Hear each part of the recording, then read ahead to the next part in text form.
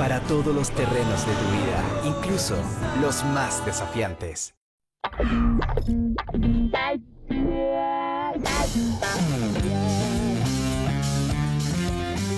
Emprender y correr riesgos son dos conceptos que van de la mano, más todavía en el nuevo mundo que estamos viviendo. Pero eso que a algunos puede ahuyentar de iniciar un negocio, para otros puede ser sencillamente fuente de inspiración, un motor para sacar adelante una idea. Bueno, en este capítulo de Libremente precisamente conversaremos con 4 personas que dieron ese paso, que fueron emprendedores en su momento y que hoy son empresarios, porque vaya que dieron otros pasos más hacia adelante en una maratón, que los ha llevado además a transformarse también en un gran ejemplo para otros emprendedores. Veremos cómo ha sido el camino para ellos, ha tenido altos y bajos por supuesto también, y cómo la pandemia ha afectado cada uno de sus proyectos. Por supuesto que ha presentado problemas, como para todos, pero también otras oportunidades que han sido capaces de visualizar para cada uno de sus proyectos. ¿Cuáles han sido las claves para el trayecto que han recorrido? ¿Cuáles han sido los motores para poder sacar adelante sus ideas? Es parte de lo que estaremos hablando en este capítulo. Aquí, Mentes Libres hablarán libremente.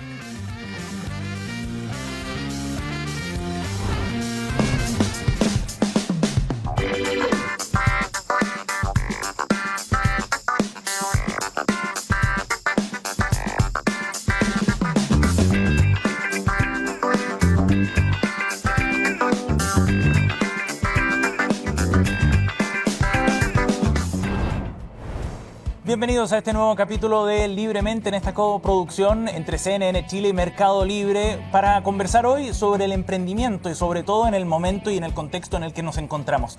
Les voy a presentar de inmediato a quienes nos van a acompañar en nuestra conversación. Está junto a nosotros Carolina Echenique, fundadora y gerente de innovación de TICA. Gracias por estar con nosotros, Carolina. Bienvenida. Gracias, Ticia. Un gusto tenerte acá. José Manuel Moller también nos acompaña, fundador y CEO de Algramo. ¿Qué tal, José Manuel? Todo bien, muchas gracias. Bienvenido.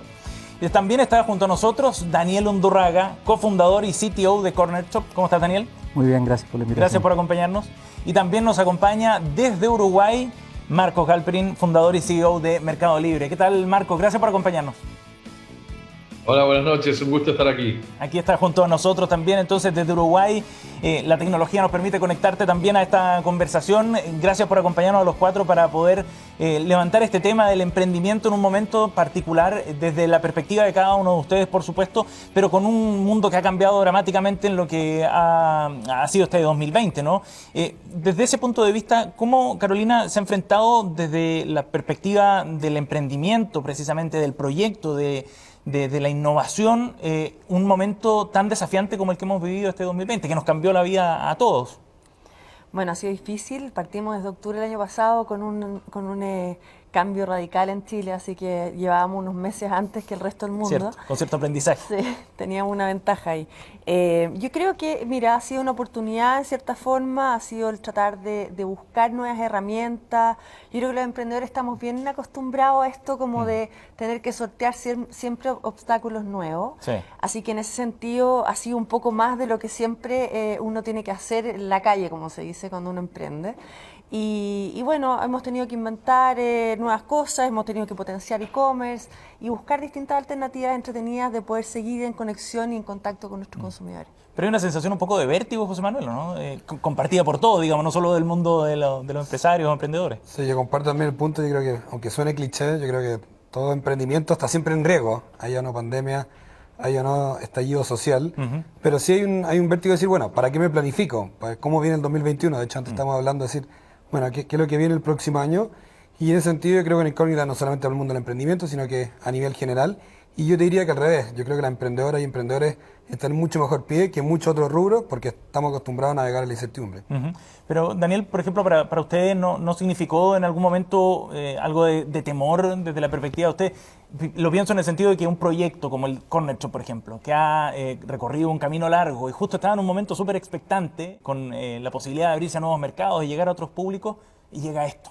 ¿Cómo lo tomaron ustedes, por ejemplo? Sí, fue complicado en varias dimensiones. En primer lugar, porque tuvimos un aumento de demanda muy fuerte y por la naturaleza de nuestro negocio, nosotros no podemos escalar tan rápido en corto tiempo, porque para entregar más pedidos necesitamos más shoppers y esos shoppers hay que entrenarlos, claro, etcétera. Entonces eso nos produjo bastantes problemas logísticos al principio.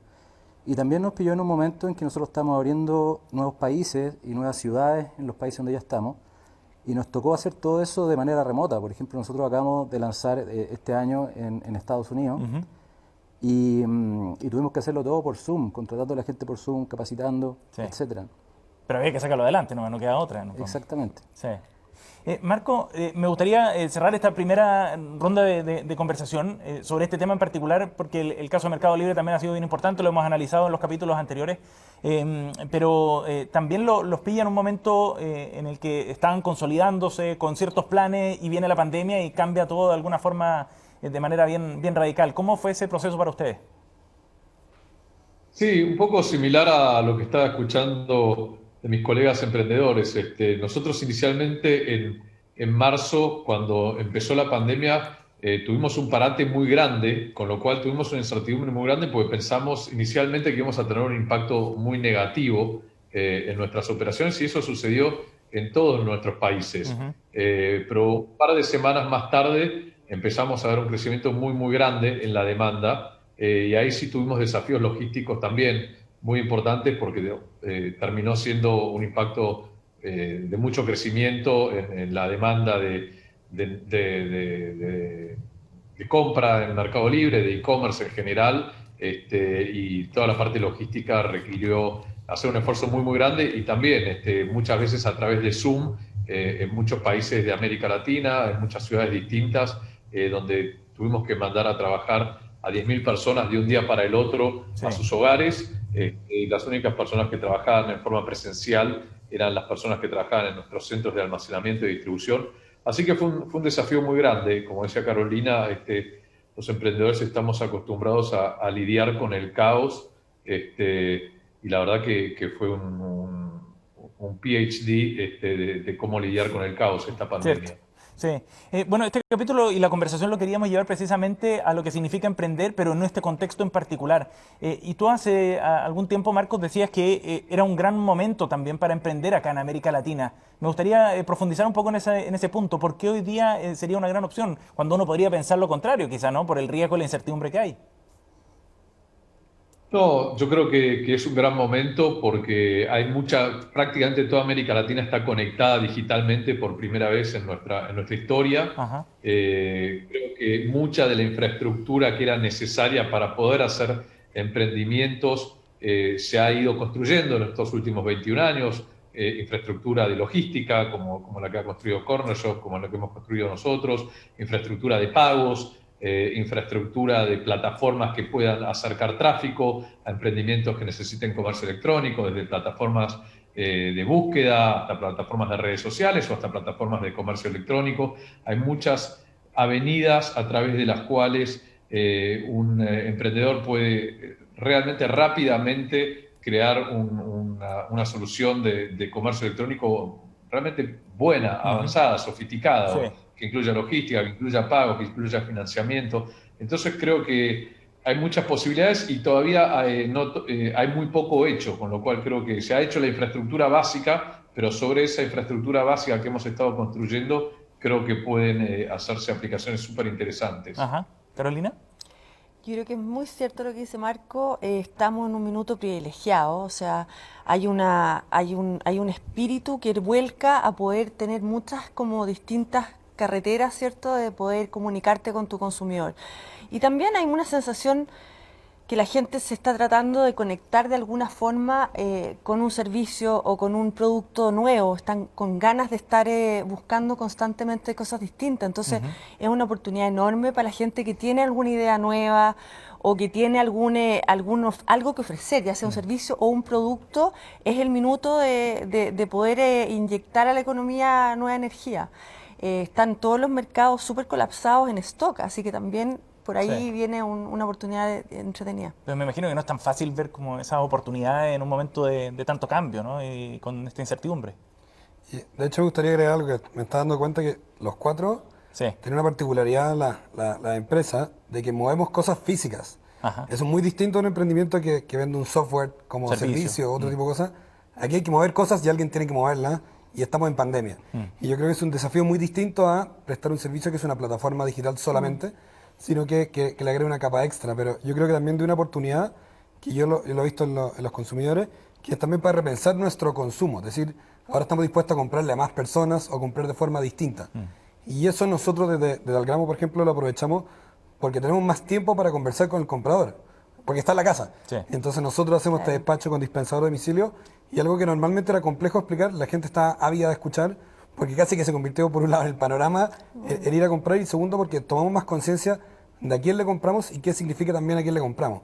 Y ese cambio de hábito yo creo que también da una oportunidad súper grande para seguir impulsándolo y para que aparezcan también nuevos actores. Ahora, ¿cómo detectar ese punto en el que uno puede entrar con alguna idea nueva, algo fresco, distinto, en base a las experiencias que tuvieron los cuatro, en distintos momentos, en distintas etapas de sus propias vidas o del desarrollo tecnológico, en fin? ¿En qué momento, cómo surge esa chispa inicial? No debe ser tan fácil, pero estoy pensando en todos aquellos que hoy día están tratando de entrar al camino del emprendimiento, algunos por necesidad también, un mercado laboral deteriorado, con una economía que anda a medias, que fuerza mucho a emprender, y quizás es el momento de dar ese paso inicial del que hablábamos en la introducción. ¿Cómo detectar eso, Daniel? ¿Cómo olfatearlo? Bueno, yo creo que en estos momentos de crisis es donde aparecen las oportunidades. Esta crisis ha causado que se avance varios años en términos de videollamadas, trabajo remoto, e-commerce, o sea, todo lo que nos permite Internet se aceleró muchísimo estos años. O sea, se aceleró muchos años durante esta crisis. Entonces, creo que eso abre muchas oportunidades. Ahora, sobre detectar el momento preciso para emprender, no sé, yo lo hice más por vocación. Yo soy emprendedor desde los 21 años más o menos. Sí. Entonces, llevo toda mi vida haciendo esto y hay harta historia antes de Corner Shop ahí. Exactamente. Sí. Entonces, para mí fue un tema más vocacional que otra cosa, pero sí creo que durante esta época hay muchas oportunidades para abrazar. Quizás la historia tuya, Carolina, es distinta en ese sentido, ¿no? Yo creo que hay un llamado súper importante a tener un minuto de reflexión también. Uno tan encerrado y con todo lo que hemos vivido, yo creo que la gente, si se pone la mano al corazón, sabe si realmente le gusta lo que hace. Y yo creo que también es una oportunidad de conectarte con ese como pasión, esa intuición. Y eso puede ser una tremenda oportunidad para hacer algo distinto y atreverte a dar un salto y dejar el trabajo que odiáis y que no te estimula o que sentís que no hay en ningún lado. Yo creo que eso es una tremenda oportunidad y es rico darse el tiempo de repente verlo, porque no siempre la vida te acompaña a dar ese paso. Bueno, preparamos una serie de notas con cada uno de ustedes y queremos ir a la primera, precisamente junto a Daniel Undurraga, uno de los fundadores de Corner Shop. Profundizamos en algunos de los temas que estamos conversando. Volvemos de inmediato para seguir con esta conversación en Libremente.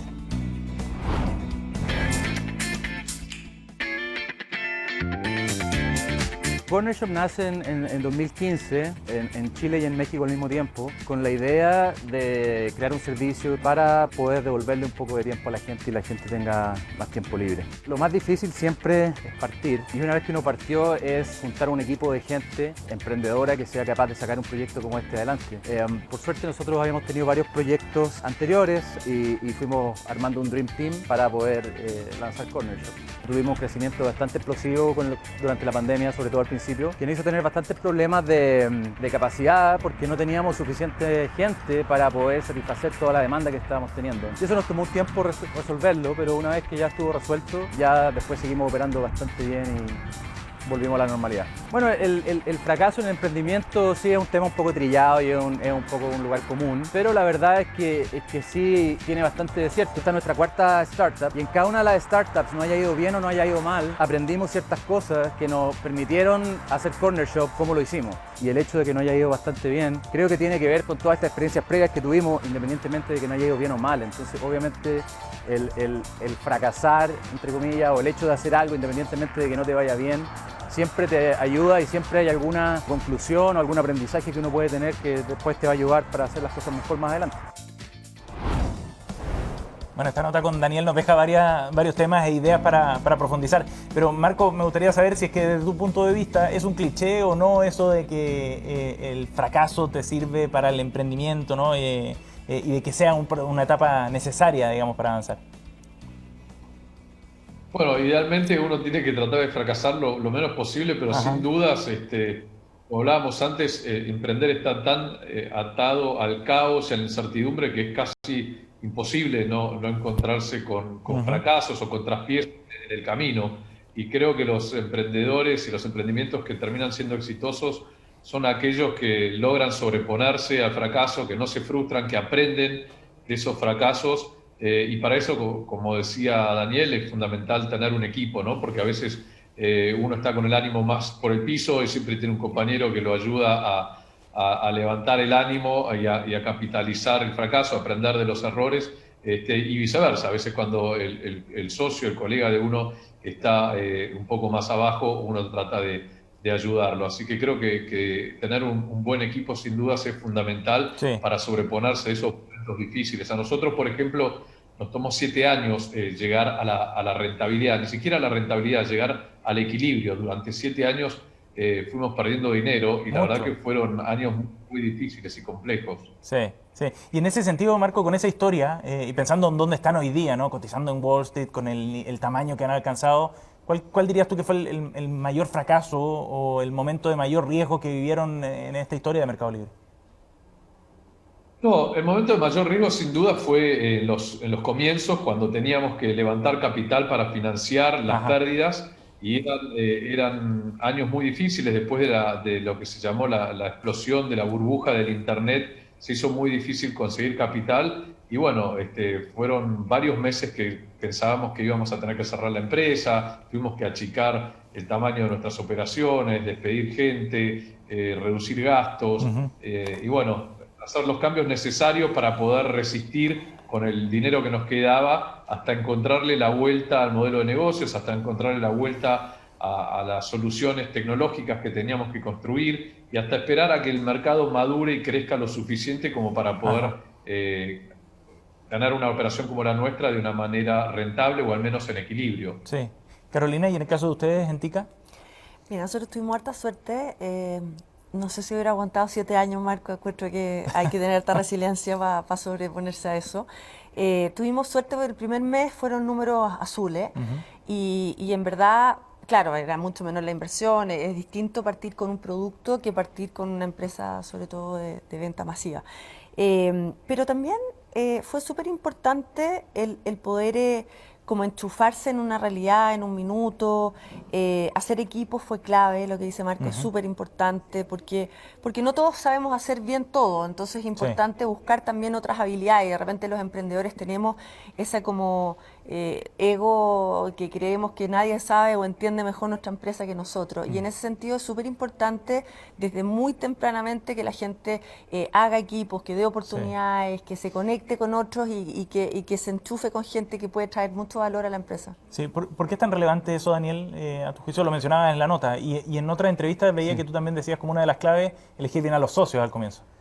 Sí, elegir bien a los socios, elegir muy bien a los primeros miembros del equipo. El armar una empresa no es muy diferente que jugar un partido de fútbol, y si uno tiene un equipo malo, aunque se pare muy bien en la cancha, a lo mejor no le va a ir muy bien, si es que uno está jugando contra otros que son mejores. Y esto es muy similar, entonces es muy importante tener gente muy buena, muy emprendedora, que sepa muy bien hacer lo que está haciendo, y creo que eso es clave, sobre todo al principio, para sentar las bases de lo que viene, de lo que viene después. José Manuel, y en el caso de Algramo, con la experiencia adquirida, ¿cómo ves todo este tema del fracaso en particular o del cambio y las adaptaciones que son necesarias? Yo envidiaba tu historia de que al mes funcionara. Yo al revés, yo pensé muchas veces en renunciar de Algramo, y lo conecto un poco con la pregunta que hiciste antes de cuál es el clic, cuál es el momento para emprender. Sí. Y yo creo que está relacionado porque yo comencé y no renuncié y no dejé botada la empresa, Algramo, porque me importaba el problema que estamos resolviendo en realidad. Hoy día estamos hablando de que estamos en una crisis de salud, pero estamos hace muchos años en una crisis social, y algo que muchas veces la gente olvida, estamos en una crisis ambiental enorme. Y eso, en verdad, ese sentido de urgencia es lo que a mí me conecta a decir, bueno, esto tiene un sentido y tiene que haber esto y tiene que haber muchos de este tipo de empresas.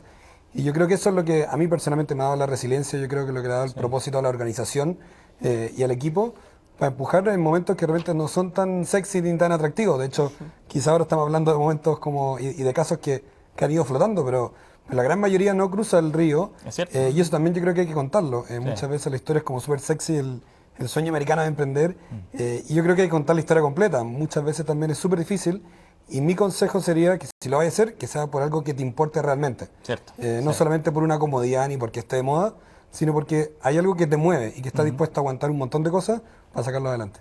Bueno, no hay receta para el éxito en los emprendimientos, pero en la nota con Carolina profundizamos en algunos puntos que también pueden ser claves para que los emprendimientos puedan surgir y perdurar en el tiempo además. Vemos la nota con Carolina en Chinito.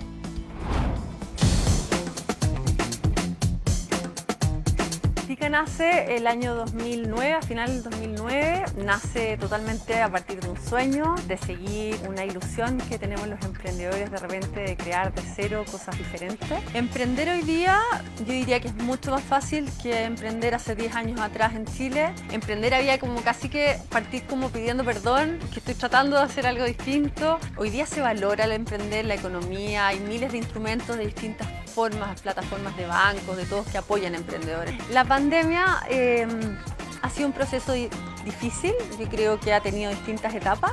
Hoy día hemos tenido que aprender a hacer cosas de otra forma y sobre todo que llegaron a quedarse. Yo creo que son cosas que hemos tenido que aprender a hoy día manejar de forma distinta para sacar el mismo provecho, la misma rentabilidad y poder comunicarnos con el consumidor de otra forma. Yo creo que no existe una receta propiamente tal, pero sí hay pilares importantes de que te puedan ayudar a salir adelante o no. Estar conectado con la gente, realmente hacer las cosas por pasión y no por plata o por éxito. Yo creo que también el éxito viene de la mano cuando uno comparte y uno integra gente en su equipo, sabe dar oportunidades a otros y sobre todo que estás conectado con tu realidad, con tu país, que tú sabes que puedes aportar en otras áreas. Yo creo que esos son tres pilares súper fundamentales de realmente, por lo menos, avanzar en el camino correcto. No, se vincula mucho con lo que plantea José Manuel, ¿no? Sobre el propósito de las ideas de los emprendimientos.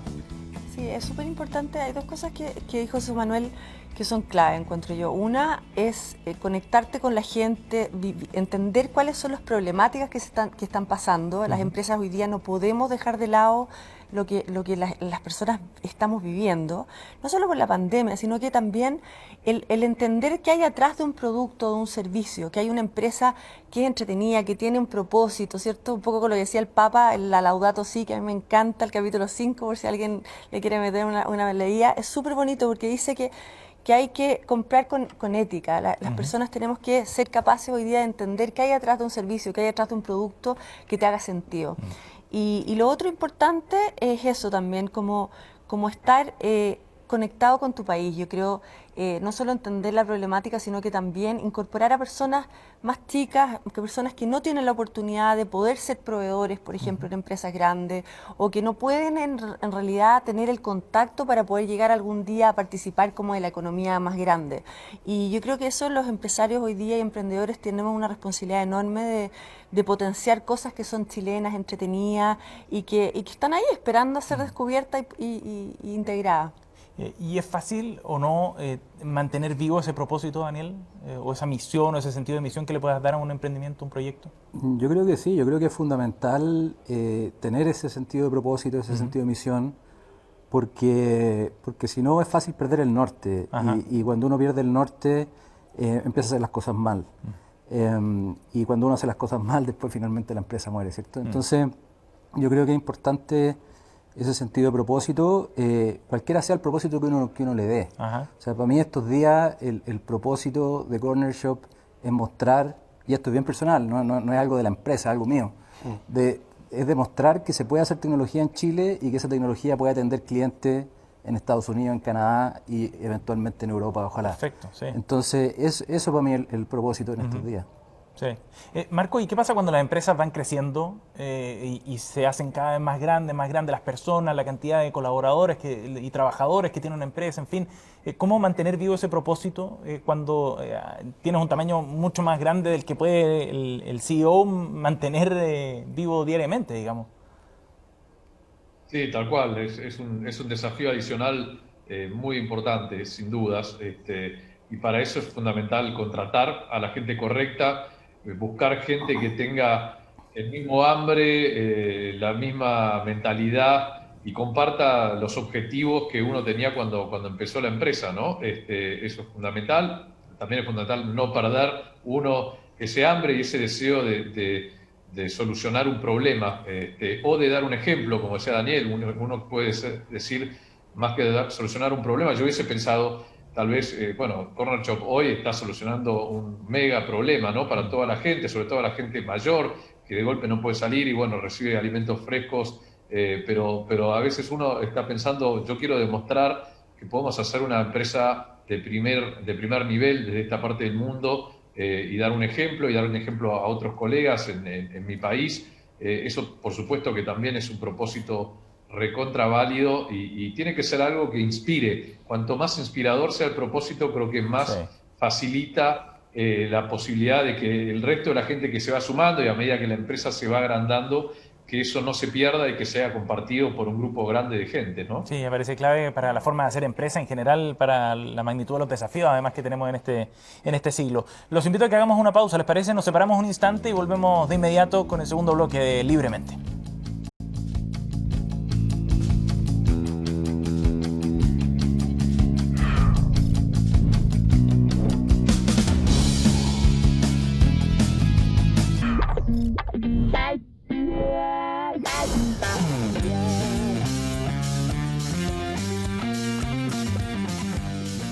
Bien, estamos de vuelta en Libremente en las pantallas de CNN Chile, junto a Carolina Echenique, junto a Marco Galperín, junto a Daniel Undurraga y José Manuel Moller, fundador y CEO de Algramo. Y precisamente con José Manuel pudimos conversar antes de este programa, por supuesto, para profundizar en algunas de las ideas que queremos debatir en este capítulo dedicado al emprendimiento en tiempos de pandemia.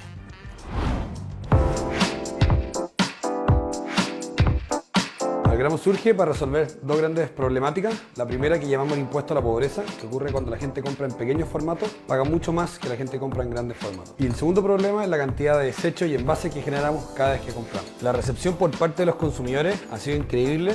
Primero, no solamente porque es una solución sustentable que ahorra plástico y desecho al medio ambiente, sino que también es de las primeras veces que pueden tener algo sustentable y que sea más barato. Normalmente las soluciones sustentables son para gente de alto ingreso que están dispuestos a pagar más, y con Algramo es todo lo contrario. Juntamos la solución más económica con la solución más medioambientalmente sostenible.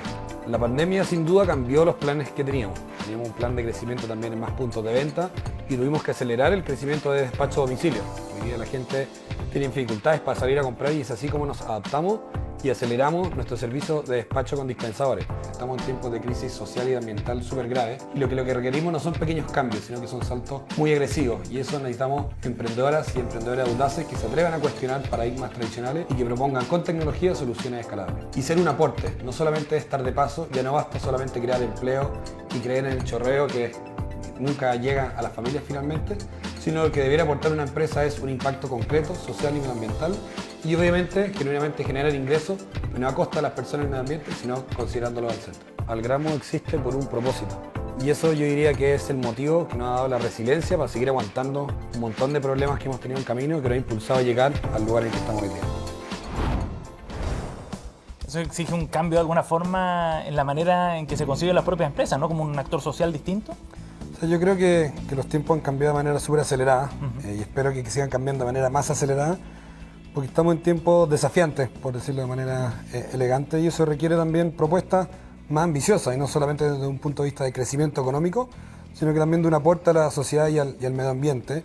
Y yo creo que eso viene acompañado también de una generación, que no solamente es de emprendedores, sino de profesores, de doctores, de políticos, de gente que está pensando con una mirada distinta y que exige también una relación y un rol social de la empresa. Sí. Y eso yo creo que ha impactado y impulsado a muchos emprendimientos que se ven con una oportunidad de decir, bueno, a mí me importa este problema y estoy dispuesto a resolverlo. Daniel, ¿cómo entran los emprendedores y las empresas en este debate, por ejemplo, desde la perspectiva chilena, de lo que está pasando acá en Chile desde el 18 de octubre? Mira, esa pregunta yo creo que es difícil de responder porque creo que depende mucho de qué empresa, qué es lo que hace esa empresa, cuáles son sus márgenes. No todas las empresas están en la posición de hacer las mismas cosas. Es muy distinto un Google, un Facebook, que básicamente imprimen dinero, que a lo mejor una empresa como Corner Shop, que todavía no es rentable, como los primeros 7 años de Mercado Libre. Entonces, yo creo que diferentes empresas tienen diferentes roles quizás que cumplir, pero sí creo que es muy importante que las empresas siempre tengan la visión de tratar bien a todo el mundo, a la comunidad en la que están inmersas, ¿cierto? tratar bien a los clientes, tratar bien a los trabajadores, tratar bien a todo el mundo que rodea a la empresa y que colabora a la empresa. Yo creo que esa es la manera más sencilla de generar un impacto positivo. Y después, dependiendo del margen que uno tenga, dependiendo de ese tipo de cosas, uno podrá hacer más o menos cosas para impactar fuera del rol propio de esa empresa. Pero esa reflexión ya marca un camino distinto quizás a la forma tradicional de hacer empresa, ¿o no?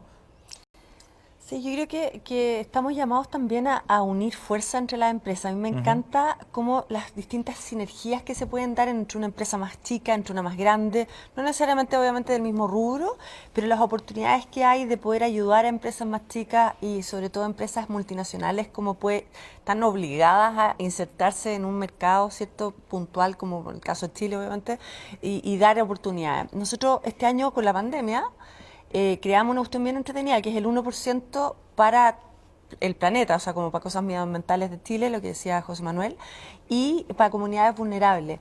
Y en verdad fue una cuestión súper entretenida, que salió así súper como chispita de repente, y que creo que es una forma súper como linda, como empresa, de realmente ir más allá. Independiente de tus márgenes, independiente del tipo de empresa que hagas y dónde llegué, como decís, es que voy a hacer un esfuerzo más grande por mi país, por la gente que está linkeada a nosotros, y creo que también es una oportunidad entretenida que tenemos las empresas. Ahora, el escenario es bien desafiante porque hay muchos cambios, y si uno sale, Marcos, desde la óptica solamente chilena, por ejemplo, se están viendo cambios importantes políticos a nivel global, sobre lo que significa la democracia, sobre el sistema económico, el modelo económico que tenemos también. Emprender hoy día es muy distinto a lo que era emprender hace, no sé, 20 años atrás. Bueno, sí, sin duda son momentos de mucha incertidumbre en términos económicos y de sistemas de gobierno, coincido. En Chile tal vez... por supuesto que está todo el mundo muy sensibilizado. En el último año se han vivido situaciones que no se habían vivido en Chile durante 30 años, pero en el resto de América Latina la verdad que nosotros las hemos venido viviendo a lo largo y a lo ancho de nuestro continente casi todos los años en algún país. Sí. Con lo cual yo diría el mundo siempre ha tenido momentos de más y menos volatilidad. Con respecto a emprender, yo creo que estamos en un mejor momento de lo que estábamos hace 20, 21 años. Cuando nosotros empezamos, la palabra emprender en América Latina casi no se conocía, no había fondos de capital de riesgo. Hoy en día hay muchos fondos latinoamericanos con inversores profesionales latinoamericanos invirtiendo muchísimo en nuestra región. Hay fundaciones que se enfocan en ayudar a los emprendedores. Hay una comunidad de emprendedores latinoamericana, que nos conocemos entre todos, nos ayudamos entre todos y que vamos dando conferencias y charlas en distintas partes de nuestro continente y nos ayudamos. Entonces creo que los gobiernos están muy sensibilizados, se han dado cuenta que los emprendimientos muchas veces es una muy buena forma de generar movilidad social y económica, ¿no? Hablaban ahí de la teoría del derrame o del choreo. La verdad es que un emprendedor de la nada pueda generar una empresa muy grande es una manera mucho más meritocrática de generar valor en la sociedad que la herencia, digamos, ¿no? O un contrato con el Estado. Así que creo que es un buen momento para emprender. Hay mucha volatilidad, hay mucha incertidumbre, pero también esos son los momentos donde se crean las grandes empresas, ¿no? Y creo que para los emprendedores es un muy buen momento decir y pensar que aquellas empresas que hoy se ven como que estuvieron siempre, tal vez hace 50 años, hace 100 años no existían y aprovecharon un momento como este para empezar, ¿no? Sí. Sobre ese punto precisamente que mencionaba Marco, el de la oportunidad que surge en un escenario como este, de la igualdad de acceso también a esas oportunidades, la igualdad o no de acceso, es sobre lo que conversamos con María José Bosch. Ella es profesora titular y directora del Centro de Trabajo y Familia del S Business School de la Universidad de los Andes. Los invito a que veamos la nota y volvemos para seguir profundizando en estos puntos.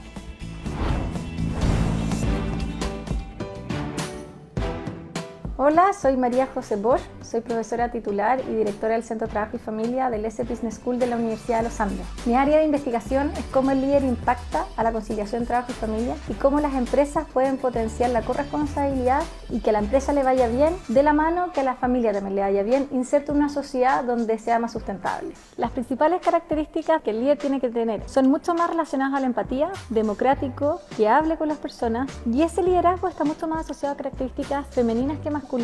¿Por qué? Porque las organizaciones además se han vuelto más planas y necesitamos trabajar con equipos más diversos. ¿Cómo es actualmente en Chile? Nosotros tenemos una alta dirección bastante homogénea, donde tenemos oportunidad de incluir diversidad. Tenemos bastante diversidad que se llama visible, que es lo que tú ves estructuralmente una persona. Por ejemplo, si es hombre o mujer, de qué raza es, de qué edad tiene, y esas son variables que queríamos incorporar en la alta dirección para tener una mirada más integral y poder tomar mejores decisiones para el país. Tenemos que los hombres, pensamos en expectativas de liderazgo con su cargo, tienen todas las características que tienen que cumplir. Y en el rol social también, porque en el fondo está siendo proveedor y está teniendo las características masculinas en el rol. En cambio, cuando las mujeres las queremos evaluar con las expectativas de liderazgo, el problema es que el rol del cargo no tenemos muestras suficientes y no las asociamos a esos roles, se nos contradicen sus comportamientos. Y por otra parte, en su rol social tampoco, porque nosotros esperamos que ella cumpla otros roles dentro de la sociedad. Y esto tiene que ver con lo que nosotros conocemos como trabajador ideal. Y en general, en todos los estudios, son características más relacionadas al hombre, que tiene familia, pero que esa familia la cuida otro. Hay muchos cambios que necesitan un shock externo para producirse. Por ejemplo, en el teletrabajo, la penetración de la política en Chile aumentó muchísimo con el COVID. En la ley de cuota para la alta dirección tiene ese mismo efecto. Según el World Economic Forum, o si no, se tardaría más de 130 años en lograr más o menos una equidad entre hombres y mujeres en los puestos de alta dirección. En emprendimiento también hay muchos mitos sobre que la mujer no emprende, pero en general la mujer emprende más por necesidad y el hombre emprende más por ganas. Eso sí, a la hora de la facturación, las mujeres tienen una menor facturación en sus emprendimientos y ahí tenemos que dar más oportunidad, y el mercado financiero podría hacer mucho al respecto. Bueno, ahí María José profundizaba en algunos puntos en las desigualdades también de acceso a determinadas oportunidades. Ahí los emprendimientos tienen mucho que decir, me imagino también, ¿no? Por esta nueva forma, quizás esta mirada más fresca en la que pueden abordar la forma de hacer negocio, José Manuel. Sí, yo creo que me gustaría mencionar dos cosas de lo que se presentó ahí. Primero, a mí me toca ver muchas mujeres emprendedoras en los almacenes de barrio, y esos son emprendimientos de subsistencia. Claro. Y de hecho, viene a ver un tema más profundo, que de hecho lo menciono en la nota, que los trabajos de cuidado hoy día no son considerados trabajo y no son remunerados. Entonces, las mujeres tienen 3 trabajos en la práctica, o al menos lo que me ha tocado ver a mí en los barrios. Yo creo que es un tema súper importante de mencionar, que normalmente se asume como si no fuera un trabajo. Y hoy día los trabajos de cuidado son un trabajo y se deberían considerar como tal. Y de hecho, si se calculara su aporte al PIB, también sería un tremendo aporte. Y el segundo es que efectivamente mucha gente emprende de subsistencia. Yo creo que la pandemia también lo ha demostrado, y permite ser una muy buena herramienta. Entre no tener nada y estar en la crisis, hay mucha gente que comienza un negocio, empieza a vender un poco, y así comienza a crecer. Pero yo creo que esos tipos de emprendimientos se distinguen a los emprendimientos que buscan escalar, que buscan ser tecnológicos. Exactamente. Entonces yo creo que muchas veces se habla de un saco de emprendimiento y hay distintos tipos de emprendedores. Entonces, como Carolina mencionaba, bueno, hay algunos que se pueden incorporar a la cadena de producción, que son pequeños emprendimientos que son igual de válidos, pero tienen otras problemáticas distintas probablemente a las que tenemos nosotros. Pero hay puntos en común, por ejemplo, al momento de abordar sobre o hablar de la democratización de esos tipos de emprendimientos, por ejemplo, en el tema del financiamiento. Totalmente, totalmente. Es un problema común para los dos. Tomando el punto que mencionáis también con las almaceneras, principalmente me ha tocado ver que muchas veces créditos que tenían para su negocio lo usan para pagar la educación de los hijos. Y eso es una trampa. ¿Por qué? Porque probablemente ese hijo, por X motivo, no termina de estudiar y el negocio termina endeudado. Entonces, hoy día hay una serie de problemas que no tienen que ver con una única variable. De todas maneras, un tremendo aporte sería tener mejor acceso a financiamiento, y también ojalá que sea financiamiento dedicado al negocio. El problema es que hoy día tenemos una red de problemas que está mezclado, y para resolverlo obviamente es multifactorial. No es tan sencillo como decir, bueno, falta capital, lo ponemos y se resuelve el problema.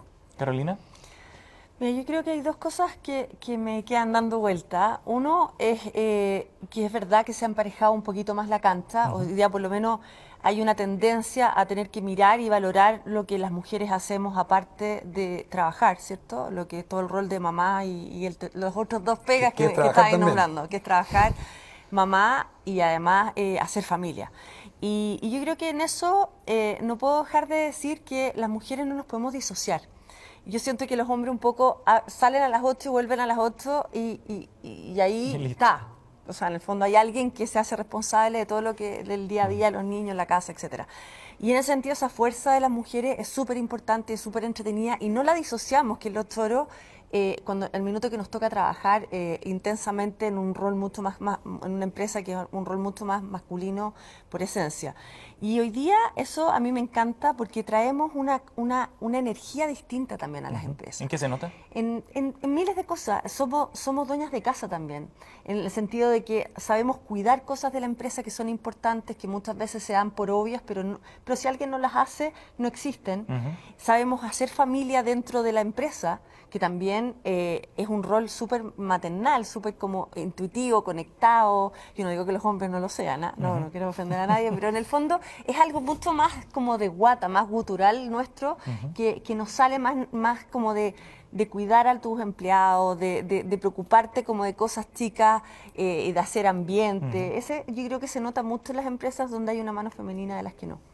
Daniel, hablando del liderazgo precisamente, del rol que tienen esos liderazgos dentro de la empresa o la diversidad dentro de las empresas, ¿cómo se aborda eso desde los proyectos nuevos o desde las empresas con base tecnológica? ¿Tú crees que tienen una mirada distinta respecto a estos temas? Sí, totalmente. Nosotros en Cornershop ahora estamos recién partiendo con el área de diversidad e inclusión, y eso no lo hacemos porque queramos ser muy inclusivos necesariamente ni muy diversos, sino porque entendemos que la diversidad te ayuda a ser más productivo, más competitivo.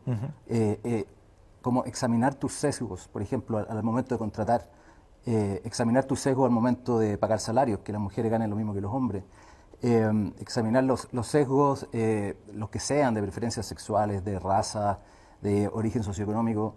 Entonces, si uno no está examinando eso proactivamente, uno no sabe cuáles son sus sesgos. Uno tiene que de alguna manera medirlo, comparar eso con el promedio del país, por así decirlo, y ver, mira, esta empresa sí, efectivamente se parece a Chile. Tenemos tanta gente de regiones, tanta gente de comunas periféricas de Santiago, etcétera. Si uno no hace ese trabajo proactivamente, no tiene cómo saber si tiene un sesgo o no lo tiene. Sí. Los invito a que vayamos a la última pausa en este capítulo de Libremente. Al regreso estaremos revisando la nota junto a Marcos Halperin para gatillar otra conversación en este capítulo dedicado al emprendimiento en tiempos de pandemia. Volvemos de inmediato.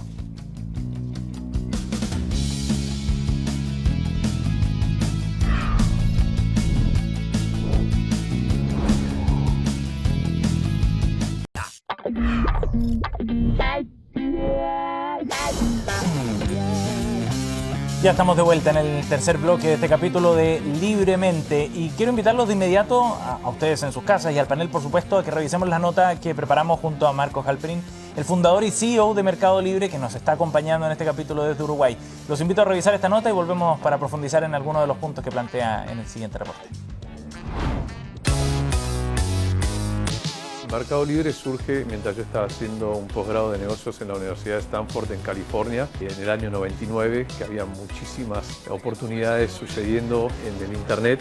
Segundo, Mercado Libre se va a convertir en la empresa más grande de Latinoamérica. La gran incógnita era si en América Latina iba a ser posible que gente que no se conocía se iba a animar a comprar y pagar productos que no habían visto y tocado. En los primeros años había muchos problemas, principalmente la penetración de Internet era muy baja en América Latina, aproximadamente del 3%. Innovar es siempre un desafío, sin dudas, siempre hay una inercia de tratar de hacer las cosas de la misma manera y creo que nosotros para innovar tratamos de mantener una cultura de tomar riesgos, una cultura donde no se castiga el error. Lo importante es luego de eso aprender. Creo que la meta más importante que hemos logrado hasta ahora, que es lo que nos propusimos hacer el día cero, es realmente democratizar el comercio y los servicios financieros, y realmente con la escala que tenemos hoy sentimos que lo estamos haciendo. Por eso es que tenemos 600.000 personas que viven de sus ventas en Mercado Libre y 12 millones de pymes publicando en nuestra plataforma. Creemos que es una gran democratización del comercio. En Chile particularmente hemos tenido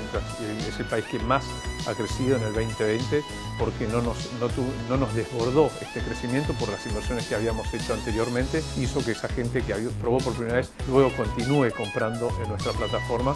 Nosotros creemos que este año en particular se ha demostrado realmente mejor que nunca cómo Mercado Libre le aporta valor a la sociedad, ¿no? De alguna manera, cuando nos tuvimos que encerrar todos este año, estuvimos todos excluidos, hasta los que vivían en los grandes centros urbanos. Mercado Libre le permitió a todos seguir viviendo de alguna manera su vida de una manera lógica o más normal, o al menos pudiendo cumplir las funciones que necesitaban cumplir. Bueno, es interesante ver también cómo las empresas han ido cambiando en función de la pandemia. Marco, ¿tú crees que este cambio para Mercado Libre, como organización, ¿no?, el rol que cumple en la sociedad, como lo planteabas tú en la nota, es un cambio definitivo? ¿De qué forma afecta los planes o la mirada hacia el futuro que tenía Mercado Libre pre-pandemia? La pandemia lo que hizo fue acelerar nuestro crecimiento, ¿no? Ajá. O sea, en la curva de desarrollo de Mercado Libre tal vez nos puso 3 años, en el caso de Chile tal vez 5 años adelante de donde hubiésemos estado si no existía la pandemia, pero creo que no cambió dramáticamente el destino de la empresa, sino que como que aceleró ese desarrollo. Creo que nuestra misión, nuestro objetivo, digamos, el problema que siempre quisimos solucionar era justamente de incluir, ¿no? Incluir a las personas que estaban excluidas de poder comprar los mismos productos a los mismos precios porque viven alejados, en pequeños pueblos, o también incluir a los vendedores que no tenían una plataforma que les permita una distribución nacional. Entonces el comercio lo dominaban 2 o 3 grandes marcas en los distintos países. Entonces hemos incluido a millones de compradores y vendedores, y lo mismo estamos haciendo con Mercado Pago en la parte de incluir financieramente. Hablábamos recién de las personas que necesitan créditos y que no los consiguen. Tenemos en este momento en Mercado Pago 6 millones de personas con créditos. Nosotros le estamos dando créditos a personas que jamás hemos conocido directamente en el teléfono, sí, observando su comportamiento de pagos a través de nuestra plataforma de pagos. Nos sentimos suficientemente cómodos de darle crédito a gente que no tiene información financiera formal, de golpe no tiene un ingreso formal, no tiene un empleo formal, no podría conseguir un crédito en el circuito bancario formal, y nosotros, sin ni siquiera conocerlos, tenemos tanto conocimiento de su actividad que podemos incluirlo financieramente, permitirles comprar con créditos, permitirles pagar con un código QR, en fin. Creo que eso ha sido muy importante para nosotros, y eso se mantiene en el tiempo y va a seguir siendo así hacia adelante. José Manuel, y en ese escenario, en función de los cambios que vive una empresa, una organización a raíz de algo como la pandemia, lo que ha significado, ¿de qué forma se retribuye a la sociedad en esa relación, ¿no?, de cuando hay una preferencia, cuando hay una lealtad desde el consumidor?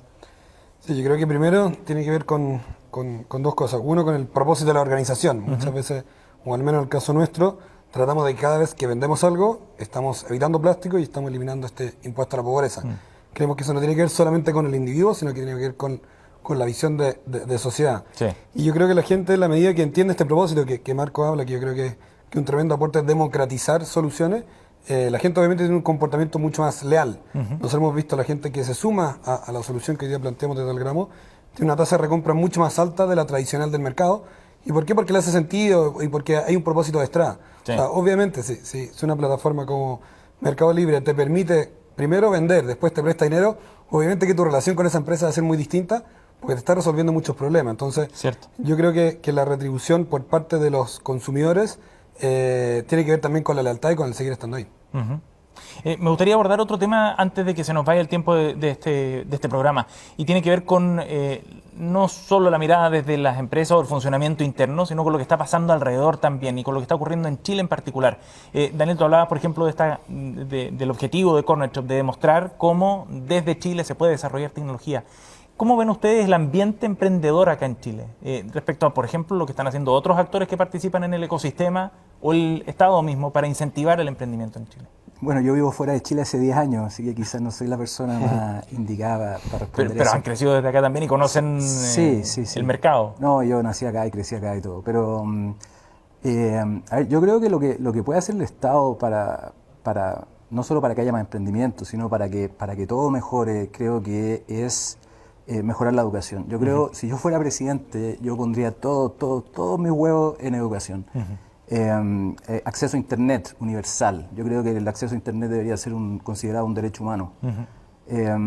Y invertir muchísimo en educación. Yo le daría un tablet con software educacional a cada niño chileno, independientemente si viven en una montaña o en el campo Hielo Sur, que tenga acceso a herramientas para poder aprender a aprender, porque hoy en día estamos también viviendo una época en que el sistema educacional está quedando obsoleto. Por ejemplo, lo que hago yo, que es software, lo que yo aprendí en la universidad hace 20 años atrás, está completamente obsoleto, ya no sirve.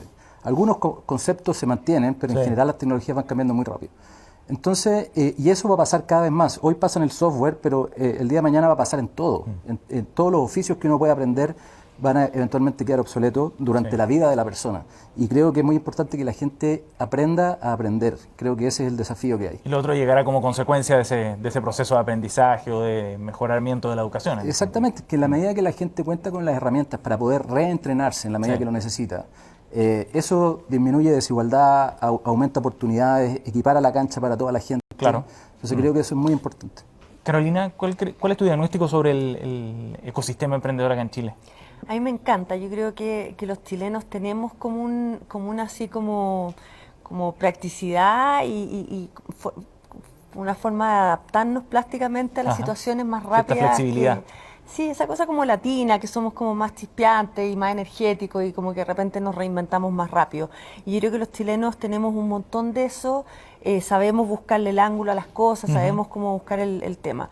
Y en cuanto al Estado, yo creo que es súper importante la educación, pero también la eficiencia. A mí, no sé si les pasa a ustedes, pero también me desespera un poco de repente de ver que los recursos no son infinitos y que de repente no están llegando a las personas indicadas o no están llegando en las áreas donde estamos más deficitarios. Entonces, importante también como nosotros saber identificar cuáles son nuestras heridas grandes en Chile y ver dónde nos metemos. Obviamente la educación es un tremendo tema, pero también saber que nosotros en Chile y confiar en los mecanismos que tenemos como personas, que somos personas entretenidas, que somos personas conectadas, que los chilenos sabemos cómo leer un poco lo que pasa afuera, dentro de nuestra sociedad, quiero decir, en Chile, y eso también es un mérito importante de no desconectarnos entre nosotros, entre los chilenos, tender puentes, tender así manos. Es interesante el diagnóstico también por el momento en que estamos viviendo, no solo lo que hablábamos antes respecto a la crisis social que se vive acá en Chile, sino también por el momento en que está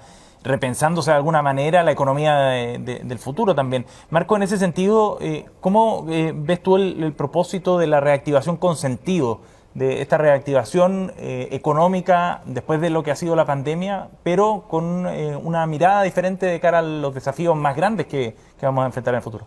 Sí, sin duda, creo que esta pandemia nos ha mostrado que había cosas que estábamos haciendo que no eran sostenibles, ¿no? Sobre todo en base al cuidado del medio ambiente, el calentamiento global, el cuidado de otras especies en el planeta, que cuando tuvimos que encerrarnos les prestamos de vuelta o les devolvimos a las otras especies el planeta Tierra y estaban felices de que los seres humanos estemos encerrados por un tiempo. Y creo que en general hay una conciencia mucho más grande de que es fundamental reactivar la economía, por supuesto, pero hacerlo de una manera que sea inclusiva, donde no dejemos a nadie atrás, ¿no? Donde no sea sálvese quien pueda, sino que donde todos juntos estemos mejor y ayudemos a los más vulnerables también a estar mejor y también ayudemos al medio ambiente a sobrevivir y a tener un planeta más puro, con tierra más pura, con aire más puro, con ríos más puros. Creo que es fundamental tener una conciencia y una sensibilidad muy grande detrás del cuidado del medio ambiente y tratar de incluir a todos cuando recuperemos el crecimiento, que esperemos que sea muy pronto. Sí, tomar este 2020 como una suerte de pausa para un reseteo que pareciera que era bien necesario. Marco, muchísimas gracias por habernos acompañado. Daniel, José Manuel, Carolina, gracias por habernos acompañado en este capítulo de Libremente. Muchas gracias a los cuatro. Gracias. Y gracias a ustedes también por acompañarnos en este capítulo, el sexto ya de Libremente, aquí en las pantallas de CNN Chile. Nos vemos en la próxima.